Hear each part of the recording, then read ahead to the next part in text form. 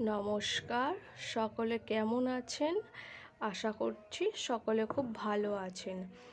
আজকে রবিবার, আজকে পুজোর জন্য একটু শপিং করতে যাচ্ছি বাড়ির সকলে মিলে। প্রায় ধরুন আমাদের বাড়ির থেকে 40-45 মিনিট লাগবে, মানে আমাদের এখানেই হাওড়া আন্দুলে যাচ্ছি জামা কাপড় কিনতে। পুজোর তো বাঙালির 12 মাসে প্রত্যেক দিনই বলতে গেলে পুজোর কেনাকাটা হতেই থাকে, কিছু না কিছু অকেশানে হোক বা যাই হোক। বাঙালি মানুষ জামা কাপড় কিনবে না তা কখনো হয়? আর আমি যেহেতু গ্রামে থাকি, গ্রামে মানে চারিদিকে সবুজ গাছপালায় ঘেরা, রাস্তাঘাট সব গাছপালা দিয়েই ঘেরা। রাস্তাঘাটের দু সাইডে বড় বড় গাছ বন দেখলে কি ভালো লাগে।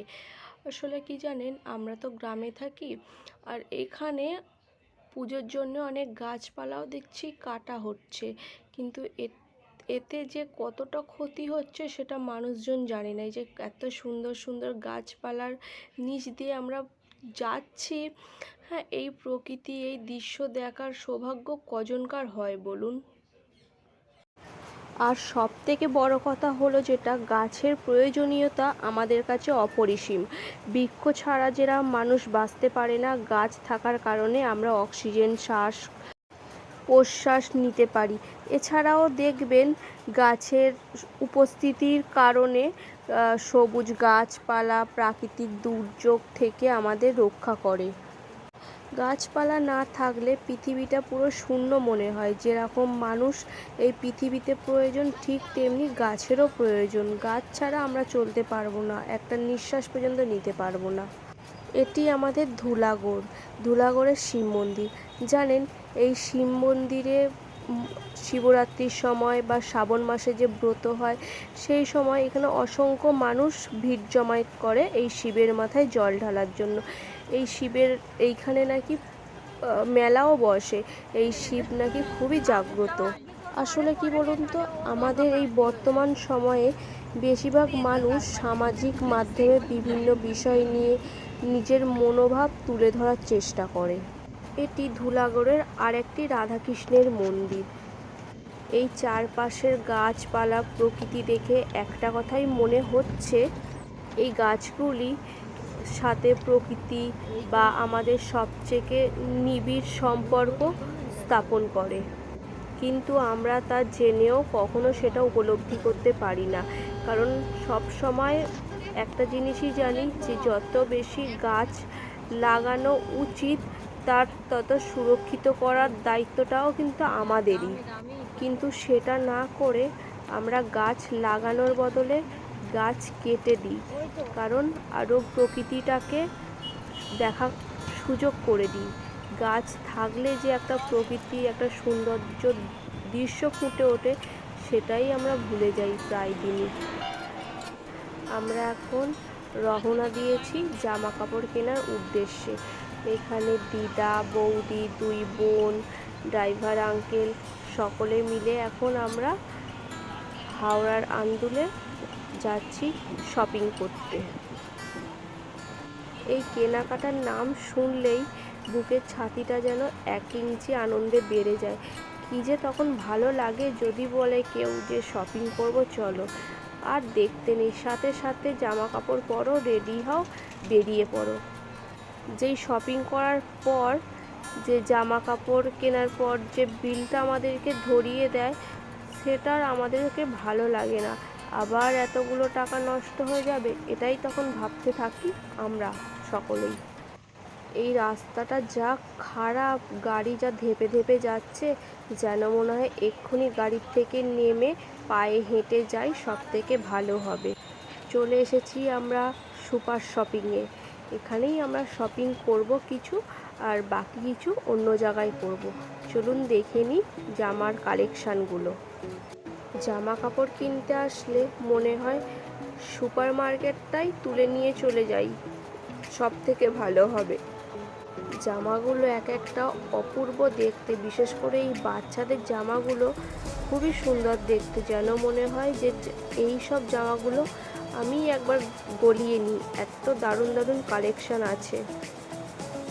আপনারাও দেখুন জামা কাপড়ের কালেকশানগুলো।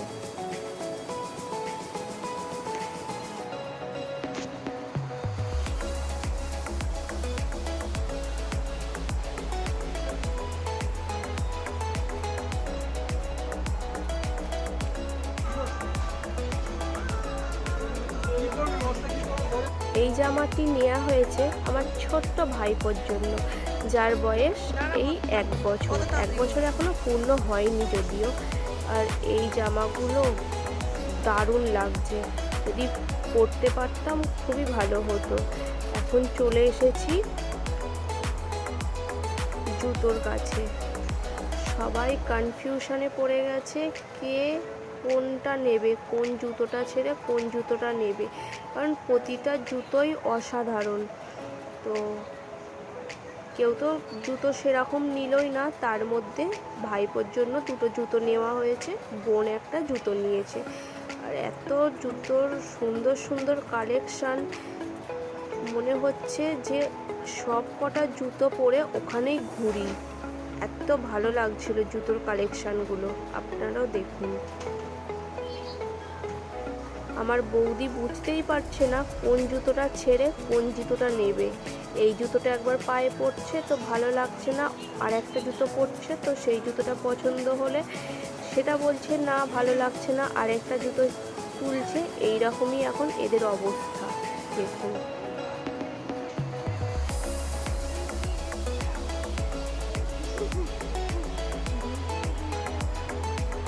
হ্যাঁ, ওই লাল কালারের জুতোটাই আমার ভাইপোর জন্য নেওয়া হয়েছে। জানেন, এই বাচ্চাদের জুতোগুলো ভারী দাম, 499 টাকা করে এই জুতোগুলোর দাম। সুপার মার্কেট মানে তো সব কিছুই পাওয়া যাবে, সব কিছু মানে সব কিছুই, গ্রসারি থেকে আরম্ভ করে সব কিছু পাওয়া যাবে। তো সব কিছুই আস্তে আস্তে ঘোরা হচ্ছে, দেখা হচ্ছে, দেখে শুনে সব কিছুই নেওয়া হচ্ছে। আপনারাও দেখুন। কিন্তু পুজোর সময় কিছু কিছু ছাড় পাচ্ছি, কিছু কিছু ডিসকাউন্ট আছে, আবার কিছু কিছুতে নেই। ব্যাগটা খুবই সুন্দর ছিল, কিন্তু এরকম ব্যাগ 3টে আছে আর নিতে দিল না। পার্সটা দেখুন, বেশি দামও না, 245, 300 এরকম দাম। এই ঢাকনা দেওয়া কড়াগুলো খুবই ভালো লেগেছে, খুবই। প্রত্যেকটা কালার, প্রত্যেকটা জিনিস খুব সুন্দর। এখানে বাচ্চাদের বই, খাতা, পেন্সিল সব যাবতীয় এই সেকশানের মধ্যেই আছে। এগুলো দেখছিলাম কিন্তু নিতে দিল না, যেহেতু বাড়িতে একটা সেট আছে তো সেই জন্য আর নিতে দিল না। কিন্তু বেশি দাম না, 95 দাম পড়ছে এক একটা। মিল্টনের বোতলগুলো খুব দারুণ, খুব সুন্দর সুন্দর এখানে কালেকশান।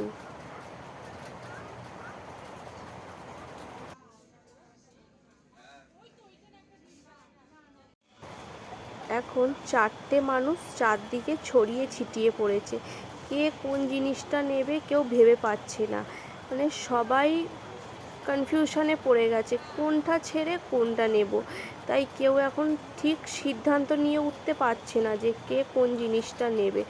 এখন যে যেমন পাচ্ছে অন্য সাইডে চলে গেছে, সবাই যে যার সাইডে গিয়ে বক্স হাতে নিয়ে নিয়েছে, যে যার নিয়ে। আমি এখন শ্যাম্পুর কাছে এসেছি, কোন কালেকশানটা ভালো সেটা দেখব বলেই। আর শাড়িগুলো তো অসম্ভব সুন্দর, অসম্ভব। আমি এই শাড়িটা নিয়েছি, কেমন লাগছে বলুন। 2টো শাড়ি নিয়েছি, এই শাড়িটা আর আরেকটা শাড়ি নিয়েছি, এখানেই আছে। আপনারা দেখে বলবেন যে শাড়িটা কেমন হয়েছে। শাড়ির কালেকশানগুলো অসম্ভব সুন্দর। আর এই আঙ্কেলদের বিহেভিয়ার এত সুন্দর, এত ভালোভাবে বুঝিয়ে বলছে।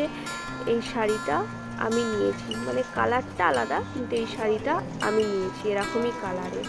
বলুন তো কেমন হয়েছে জানাবেন।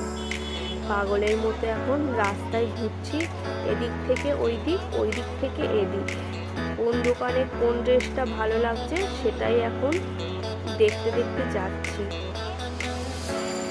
এই যে এখন হাঁটার পথে সুপার মার্কেট থেকে তো বেরিয়ে এসেছি, বেরিয়ে আর একটা দোকানে যাচ্ছি। দোকানে গিয়ে দেখি সেখানকার চুড়িদার বা ছেলেদের জামা কাপড় সেই সেকশানেই আমরা এখন যাচ্ছি। কোন জামাটা ভালো দেখতে, কোন জামাটায় কাকে কীরকম লাগবে সেই রকমই এখন আলোচনা হচ্ছে। প্রায় সব কেনাকাটাই হয়ে গেছে, এখন বাড়ির পথে। আপনারা তো সকলেই জানেন রাতের শহরের নীরবতা, আলো ঝলমলে দিনের শত ব্যস্ততাকেও ঘুম পাড়িয়ে দেয়। আজ কত চারিদিকে আলো এই শহরে। হাসি কান্নার মাঝে আমাদের কেনাকাটা সম্পূর্ণ হলো। এখানে যেই সমস্ত কেনাকাটা হয়েছে সেগুলোই এখন দেখানো চলছে একটার পর একটা। তো আপনারাও দেখতে থাকুন কোন জামাটা, কোন শাড়িটা, কোন কুর্তিটা ভালো লাগছে, আপনারাও দেখতে থাকুন। পুজো মানে তো একটা দুটো জামা না, পুজো মানে হাজার হাজার জামা হবে। মা, পিসি, মামা, ভাইজি কতজন কত রকমের জামা কাপড় দেবে, তাই না? এই পুজোর সময় জামা কাপড় পাওয়ার আনন্দটাই আলাদা। এই জামাটি হচ্ছে আমার একটি বোনের জন্য। কেমন জামাটা হয়েছে একটু কমেন্ট করে জানাবেন। জামার সাথে প্যান্ট। আর এইখানে তো বাচ্চাদের জামা দেখতেই পাচ্ছেন। এইটা আমার ভাইপোর জামা, যেটা শপিং মল থেকে নিয়েছিলাম সেটাই আর কি। তার সাথে কিছু বাড়িতে পরার গেঞ্জি এই সমস্ত নেওয়া হয়েছিল। এটাও ভাইপোর জামা, এটাও শপিং মল থেকে নেওয়া হয়েছিল। আর এই হচ্ছে আমার শাড়ি। বলুন কেমন হয়েছে শাড়িটা। এখানে গেঞ্জি আছে, শাড়ি আছে, এখানে বোনেদের চুড়িদার আছে, দুটো বোনের দুটো চুড়িদার। ভালো লাগলে বলুন কালারগুলো কেমন হয়েছে। পছন্দ যদিও আমি করিনি, তবু কালারগুলো কেমন হয়েছে একটু জানাবেন। আর এখানে হচ্ছে এই শাড়িটি আমার মাসির জন্য। মাসি তো ফর্সা, তো সেই জন্য এই কালারটাই চুজ করা হয়েছে। এই জামাটা আর একটা যেটা জামা আছে এটা দুটো বোনের জন্য। দেখুন ভালো লাগলে আপনারাও কিন্তু জানাতে ভুলবেন না যে আপনাদের কতকগুলো জামা হয়েছে। আমার সাথে শেয়ার করবেন, খুবই ভালো লাগবে। এটাও আর একটা ভাইয়ের জামা, তার বয়স ধরুন 2 থেকে 3 বছরের। সব শেষে এখন আলতা সিঁদুরের পাঠ চলছে, সবাইকে আলতা সিঁদুর দেওয়া হবে। দেওয়া হওয়ার পর পর্ব শেষ। আজকে ভিডিওটা এই পর্যন্তই। ভালো লাগলে একটি লাইক করে দেবেন আর সকলে ভালো থাকবেন, সুস্থ থাকবেন।